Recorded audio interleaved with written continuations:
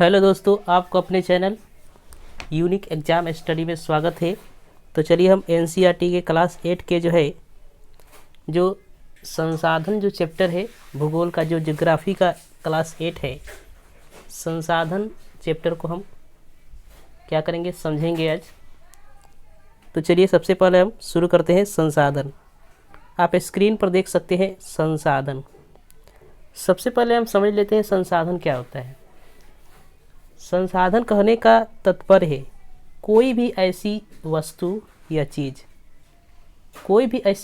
चीज़ जिससे क्या होती है, हमारी आवश्यकता पूरी होती है, उसे हम संसाधन कहते हैं। मानव की आवश्यकताओं को पूरा करने वाले किसी भी वस्तु, चीज़, पदार्थ को क्या कहते हैं, संसाधन कहते हैं।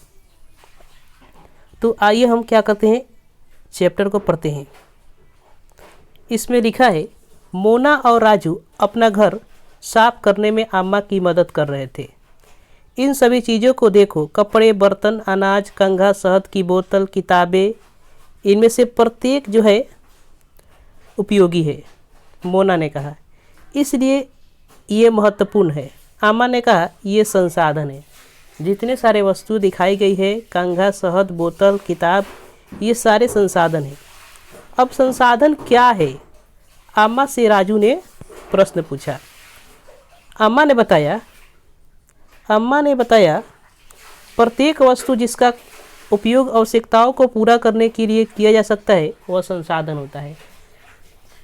यानी प्रत्येक वस्तु जो है जिसका उपयोग आवश्यकताओं को पूरा करने के लिए किया जा सकता है, वे सभी संसाधन होते हैं। अब आइए, करें अपने चारों तरफ देखिए और निरीक्षण कीजिए। आप संसाधनों के विविध प्रकारों को पहचानने में सक्षम होंगे। आप प्यास लगने पर जो जल पीते हैं, आप अपने घर में जिस विद्युत का उपयोग करते हैं, स्कूल से घर पहुंचने के लिए उपयोग किया गया रिक्शा, पाठ्य पुस्तक जिसका उपयोग आप अपने अध्ययन के लिए करते हैं, ये सभी संसाधन हैं। माने जिस सभी वस्तु का प्रयोग आप क्या करते हैं, अध्ययन के लिए करते हैं, पाठ्य पुस्तक हो गया, ये सभी रिक्शा हो गया, स्कूल से घर जाते हैं, उसके लिए जितना सारा जो है आप संसाधन का प्रयोग करते हैं अपने दैनिक जीवन में, वे सभी क्या हो गए, संसाधन हो गए। ये सभी संसाधन हैं। आपके पिता ने आपके लिए नाश्ता तैयार किया है, उन्होंने जिन ताज़ी सब्जियों का उपयोग किया, वे भी एक संसाधन है।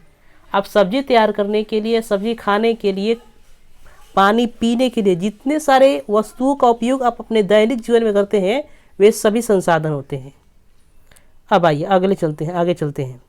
जल, विद्युत, रिक्शा, सब्जियां, पाठ्य पुस्तक, सभी में कुछ एक जैसा क्या है, उनमें से सभी वस्तुओं का उपयोग आपके द्वारा किया गया है, इसलिए वे उपयोगी है। एक वस्तु अथवा पदार्थ की उपयोगिता अथवा प्रयोज्यता से उसे एक संसाधन बनाती है। उपयोगिता को जो है दूसरा हिंदी में बोला जाता है प्रयोज्यता। राजू अब जानना चाहता था कि कोई भी वस्तु संसाधन कैसे बनती है। कोई भी वस्तु संसाधन कैसे बनती है, इस बात को राजू जानना चाहता है। अम्मा ने बच्चों को बताया, वस्तुएं उस समय संसाधन बनती है जब उनका कोई मूल्य होता है। वस्तुएं उस समय संसाधन बनती है जब उनका कोई मूल्य होता है। लेकिन एक मनोरम भूदृश्य का आर्थिक मूल्य नहीं होता है, परंतु ये दोनों संसाधन महत्वपूर्ण है और मनुष्य की आवश्यकताओं को पूरा करते हैं। मनुष्य की आवश्यकताओं को क्या करते हैं, पूरा करते हैं। कुछ संसाधन समय के साथ आर्थिक रूप से मूल्यवान हो सकते हैं। आपकी दादी के घरेलू नुस्खे का आज कोई वाणिज्यिक मूल्य नहीं है, लेकिन यदि वे पेटेंट के उपरांत मेडिकल फर्म द्वारा बेचे जाते हैं, तब वे आर्थिक रूप से मूल्यवान हो सकते हैं। पेटेंट कहने का मतलब यहाँ देख लीजिए कि इसका तात्पर्य विचार अथवा आविष्कार पर एकमात्र अधिकार से है। मतलब आपके अंदर जो ऐसा विचार आ जाता है, वह विचार क्या हो, अद्वितीय विचार हो, किसी के पास वो विचार नहीं हो और वो आपका आविष्कार हो जाता है। अगर ये आविष्कार के रूप में बदल जाए ना, तो ये क्या होता है, आपका पेटेंट कहलाता है, इसका मूल्य बढ़ जाता है, ये भी एक संसाधन बन जाता है। ठीक है, यहाँ प्रौद्योगिकी के बारे में बोला गया है। यहाँ प्रौद्योगिकी के बारे में बोला गया है। देखिए, किसी कौशल किसी कौशल करने अथवा वस्तु बनाने में नवीनतम ज्ञान का अनुप्रयोग प्रौद्योगिकी कहलाता है। मैंने किसी वस्तु को बनाने, किसी कौशल का उपयोग करने, जो नवीनतम ज्ञान का उपयोग करते हैं उसे क्या कहते हैं? प्रौद्योगिकी कहते हैं। आइए समझते हैं। समय और प्रौद्योगिकी की दो महत्वपूर्ण कारक हैं जो पदार्थों को संसाधन में परिवर्तित कर सकते हैं। दोनों लोगों की आवश्यकताओं से संबंधित है। लोग स्वयं ही महत्वपूर्ण संसाधन है। ये लोगों के विचार, ज्ञान, आविष्कार और खोज ही है और जो और अधिक संसाधनों की रचना करते हैं। प्रत्येक खोज अथवा आविष्कार से बहुत से अन्य खोज और आविष्कार होते हैं। आग की खोज से खाना पकाने की पद्धति, अन्य प्रक्रियाओं का प्रचलन हुआ, जबकि पहिए के आविष्कार से अंततः परिवहन की नवीनतम विधियों का विकास हुआ। सबसे पहले तो आप यह नहीं जान सकते हैं कि परिवहन जो है सबसे पहले आ गया।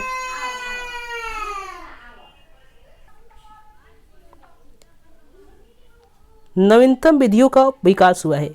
जल विद्युत बनाने की प्रौद्योगिकी ने तेजी से बहते जल से ऊर्जा उत्पन्न करके उसे एक महत्वपूर्ण संसाधन बना दिया है। जल विद्युत क्या होता है कि बहते जल से क्या होता है? विद्युत उत्पन्न किया जाता है।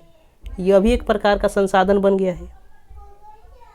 अब संसाधनों के प्रकार देखिए, संसाधन के प्रकार की तरफ चलते हैं तो सामान्यतः संसाधन को प्राकृतिक, मानव निर्मित और मानव में वर्गीकृत किया गया है।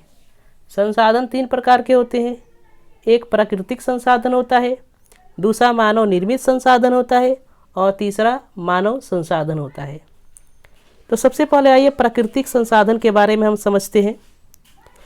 जो संसाधन प्राकृतिक से प्राप्त होते हैं और अधिक संशोधन के बिना उपयोग में लाए जाते हैं, मतलब वैसे संसाधन जो हमें प्रकृति से मिले हैं और बिना किसी संशोधन का इसका उपयोग हम डायरेक्ट कर लेते हैं, वे क्या होते हैं? प्राकृतिक संसाधन कहलाते हैं। जैसे वायु, जिसे हम सांस लेते हैं, वायु भी एक प्रकार का संसाधन है। हमारी नदियाँ और झीलों का जल, मृदा, खनिज सभी जो है प्राकृतिक संसाधन है। इन संसाधनों से बहुत से प्रकृति के निःशुल्क उपहार है। यह कह रहे कुछ परिस्थितियों में प्राकृतिक संसाधन का सबसे अच्छी तरह उपयोग करने के लिए औजारों और प्रौद्योगिकी की आवश्यकता हो सकती है। प्राकृतिक संसाधनों को विस्तृत रूप से नवीकरणीय और अनवीकरणीय संसाधनों में विभाजित किया जा सकता है। प्राकृतिक संसाधन दो प्रकार के होते हैं। एक होता है नवीकरणीय, दूसरा होता है अनवीकरणीय। अब आइए समझते हैं कि नवीकरणीय संसाधन क्या होता है। नवीकरणीय संसाधन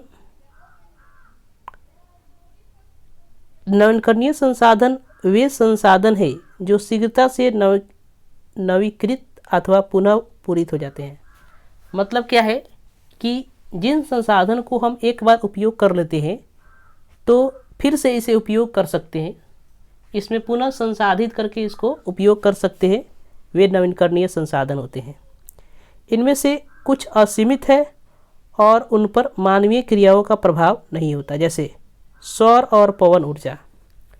मैंने सूर्य से प्राप्त होने वाली ऊर्जा सौर ऊर्जा कहलाती है और वायु से प्राप्त होने वाली ऊर्जा पवन ऊर्जा कहलाती है। इस पर मानव का क्या होता है? गतिविधि नहीं होता है। मानव इस पर क्या होता है? किसी प्रकार से कोई नियंत्रण नहीं कर सकता। लेकिन फिर भी कुछ नवीकरणीय संसाधन जैसे जल है, मृदा और वन लापरवाही से किया गया उपयोग उनके भंडार को प्रभावित कर सकता है। जल का हम अगर लापरवाही से उपयोग करें, अगर इधर उधर जल को फेंके, चाहे उसका क्या करें, जल को गंदा करें, तो हमारे लिए खतरा बन सकता है।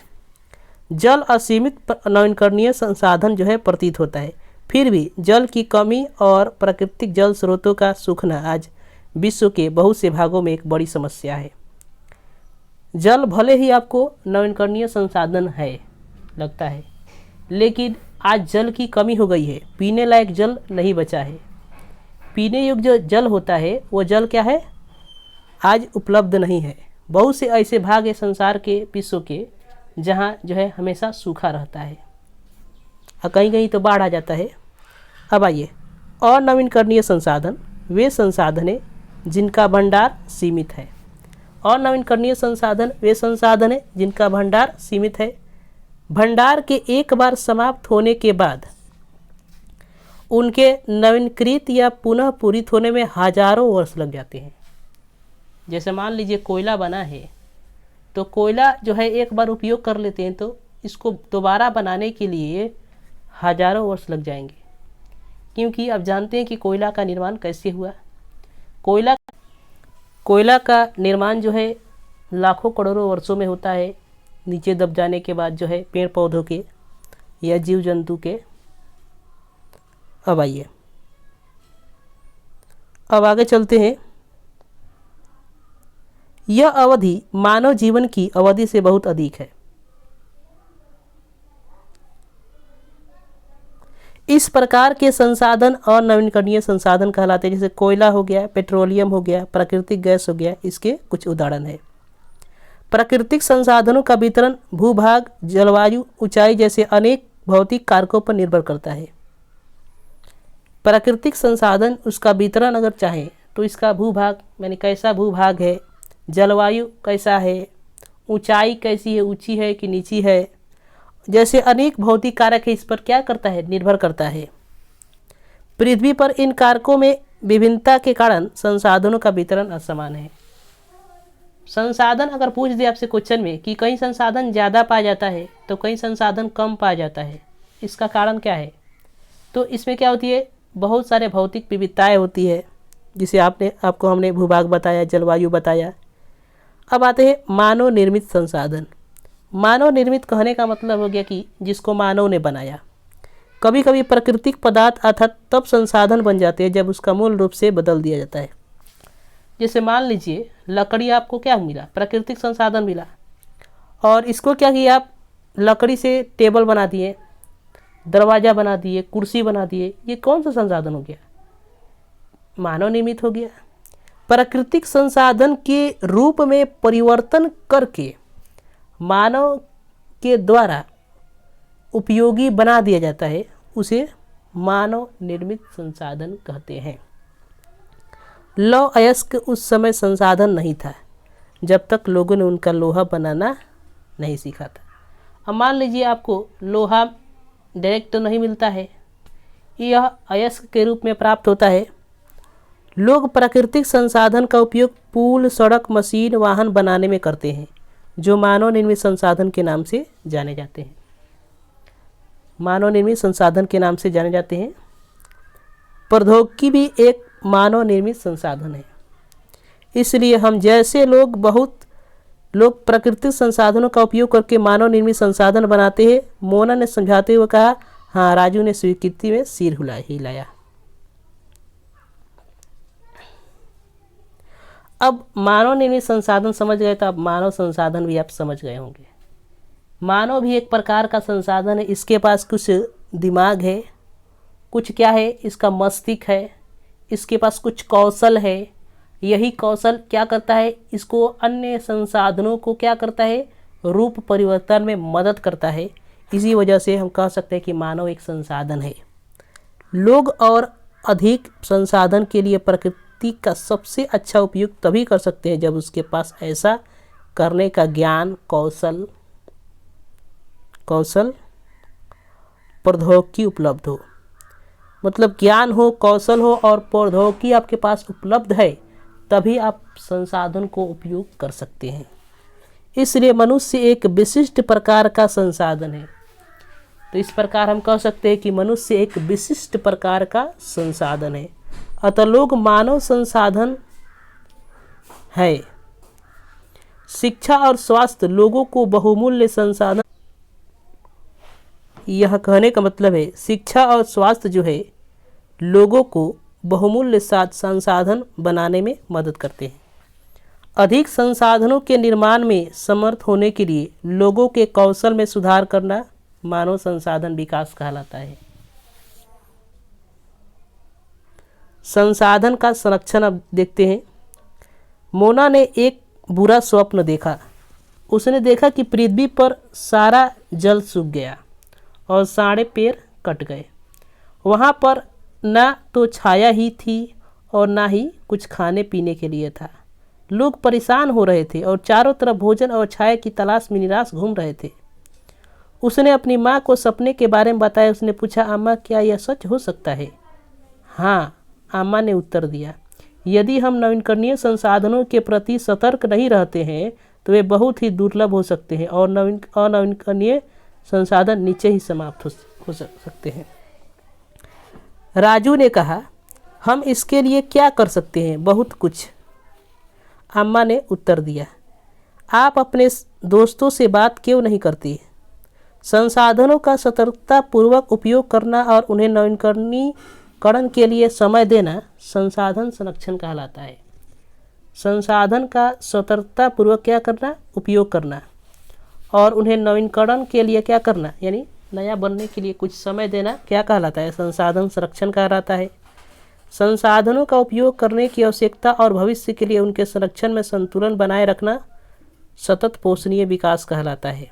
संसाधनों के उपयोग के लायक इसको बनाने के लिए इसको क्या करना? संतुलन बनाए रखना, और भविष्य के उपयोग के लिए इसकी चिंता करना संसाधन सतत पोषणीय विकास कहलाता है। संसाधन के संरक्षण के अनेक तरीके हैं। प्रत्येक व्यक्ति उपभोग को कम करके वस्तुओं के पुनः चक्रण और पुनः उपयोग द्वारा योगदान दे सकता है। अंततः यह एक विभिन्नता बनाता है, क्योंकि सभी जीवन एक दूसरे से जुड़े हैं। उस शाम बच्चों और मित्रों ने पुराने समाचारों, व्यर्थ वस्त्रों और बांस की डंडियों से लिफाफे और खरीदारी के लिए थैले बनाए। मोना ने कहा, हम इन वस्तुओं में से कुछ वस्तुएं उन परिवारों को देंगे जिन्हें हम जानते हैं। मुस्तफ़ा ने कहा, अपने संसाधनों को बचाना और अपनी पृथ्वी को सजीव रखना यह एक बहुत अच्छा कार्य है। जेसी ने कहा, मैं बहुत ही सतर्क रहूंगी कि कागज़ व्यर्थ ना हो। उससे स्पष्ट किया, कागज़ बनाने के लिए बहुत से पेड़ों को काट दिया जाता है, इसीलिए कागज़ का ज़्यादा से ज़्यादा उपयोग नहीं करूंगी, किया उन्होंने। मैं ध्यान रखूंगा कि मेरे घर में विद्युत व्यर्थ ना हो। मुस्तफ़ा ने ज़ोर से कहा,